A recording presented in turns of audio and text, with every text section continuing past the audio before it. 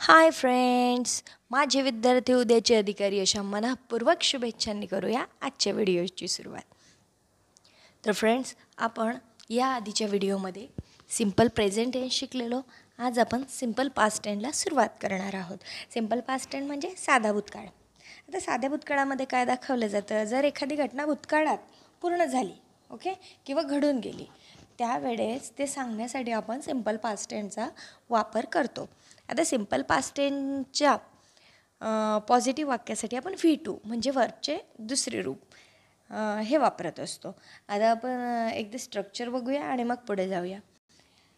तर स्ट्रक्चर आहे S means subject plus V2 means वर्बचं दुसरं रूप आणि प्लस ऑब्जेक्ट असं स्ट्रक्चर आहे. S plus V2 plus object.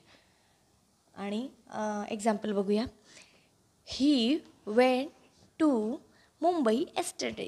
तो काल मुंबईला गेला. आता बघा, गेला मीन्स गो म्हणजे जाणे आणि गेला म्हणजे वेंट.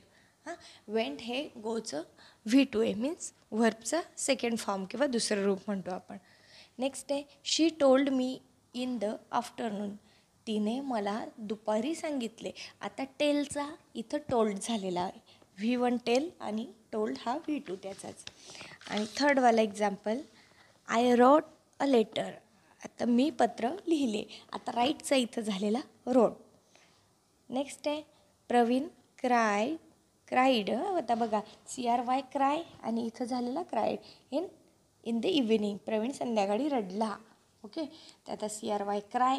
आता तुम्हाला माहिती असेल वाय जर असेल आपलं वर्बच्या शेवटी तर वाय काढून त्याला ED लावला जातो. आता हे काही नियम आहेत. तुम्हाला वाटल्यास ते नियम आपण पुन्हा एकदा शिकण्याचा प्रयत्न करू. तसं तुम्हाला वाटल्यास तुम्ही मला कमेंट करा. मी पुन्हा तुमचं एकदा रिवाईज करून घेऊ. ओके, तर तुम्हाला आजचा व्हिडिओ कसा वाटला, समजला असेल तर लाईक शेअर सबस्क्राईब नक्कीच करा. आणि धन्यवाद. भेटूया नेक्स्ट व्हिडिओमध्ये.